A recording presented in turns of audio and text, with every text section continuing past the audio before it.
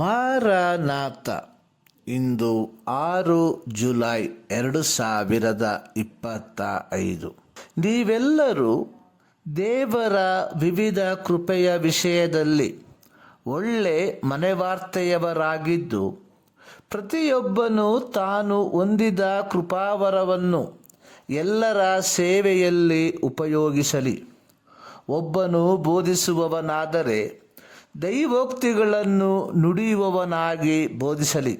ಒಬ್ಬನು ಸಭೆಯ ಸೇವೆ ಮಾಡುವವನಾದರೆ ದೇವರಿಂದ ಶಕ್ತಿಯನ್ನು ಹೊಂದಿದವನಾಗಿ ಮಾಡಲಿ.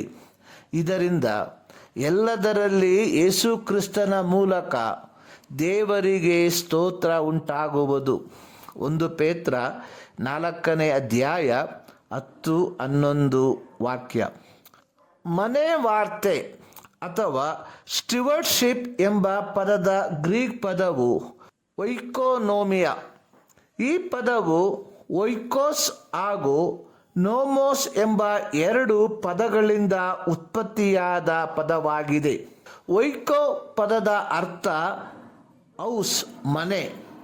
ನೇಮೋ ಪದದ ಅರ್ಥ ಮ್ಯಾನೇಜ್, ನಿರ್ವಹಿಸು, ಮನೆಯ ನಿರ್ವಹಣೆ. ಒಯ್ಕೋನೋಮಿಯೋ ಅಂದರೆ ಕುಟುಂಬದಲ್ಲಿ ಜವಾಬ್ದಾರಿಯುತ ಮತ್ತು ನಿಷ್ಠಾವಂತ ಸೇವಕರಿಗೆ ನಿಯೋಜಿಸಲಾಗಿರುವ ಕೆಲಸವನ್ನು ಸೂಚಿಸುವಂಥದ್ದಾಗಿದೆ. ಆದಿಕಾಂಡ 39ನೇ ಅಧ್ಯಾಯದ 3-4 ವಾಕ್ಯದಲ್ಲಿ ಬರೆದಿರುವಂಥದ್ದು, ಯೆಹೋವನು ಯೋಸೇಫನ ಸಂಗಡವಿದ್ದು ಅವನು ಮಾಡುವ ಕೆಲಸವನ್ನೆಲ್ಲ ಸಫಲವಾಗುವಂತೆ ಮಾಡುತ್ತಾನೆಂದು ಅವನ ದಣಿಯು ತಿಳಿದು ಅವನ ಮೇಲೆ ದಯೆಯಿಟ್ಟು ಅವನನ್ನು ಸ್ವಂತ ಸೇವಕನನ್ನಾಗಿ ನೇಮಿಸಿಕೊಂಡನು. ಇದಲ್ಲದೆ ಆ ದಣಿಯು ಅವನಿಗೆ ತನ್ನ ಮನೆಯಲ್ಲಿ ಪಾರುಪತ್ಯವನ್ನು, ಸ್ಟಿವರ್ಡ್ಶಿಪ್ ಅನ್ನು ಕೊಟ್ಟು ತನ್ನ ಆಸ್ತಿಯನ್ನೆಲ್ಲ ಅವನ ವಶಕ್ಕೆ ಒಪ್ಪಿಸಿದನು. ವಚನ 6ರಲ್ಲಿ ಬರೆದಿರುವಂಥದ್ದು, ಯೋಸೇಫನು ಅವನ ಬಳಿಯಲ್ಲಿ ಇದ್ದದ್ದರಿಂದ ಅವನು ತಿನ್ನುವ ಆಹಾರ ಒಂದನ್ನೇ ಹೊರತು ಬೇರೆ ಯಾವುದನ್ನು ಚಿಂತಿಸಲಿಲ್ಲ. ಯೋಸೇಫನು ಎಲ್ಲದರಲ್ಲಿಯೂ ನಂಬಿಗಸ್ತನಾಗಿದ್ದನು. 1 ಕೊರಿಂಥ 4ನೇ ಅಧ್ಯಾಯದಲ್ಲಿ ಪೌಲನು ತನ್ನ ಕುರಿತಾಗಿಯೂ ಕೊರಿಂಥ ಸಭೆಯ ದೇವಜನರ ಕುರಿತಾಗಿಯೂ ಹೇಳಿರುವಂಥದ್ದು, ಜನರು ನಮ್ಮನ್ನು ಕ್ರಿಸ್ತನ ಕೈ ಕೆಳಗಿನವರೆಂತಲೂ ದೇವರು ತಿಳಿಸಿರುವ ಸತ್ಯಾರ್ಥಗಳ ವಿಷಯದಲ್ಲಿ ಮನೆವಾರ್ತೆಯವರೆಂತಲೂ ಎಣಿಸಬೇಕು. ಹೀಗಿರಲು ಮನೆವಾರ್ತೆಯವನು ನಂಬಿಗಸ್ತನಾಗಿ ಕಂಡುಬರುವುದು ಅವಶ್ಯವಲ್ಲವೇ?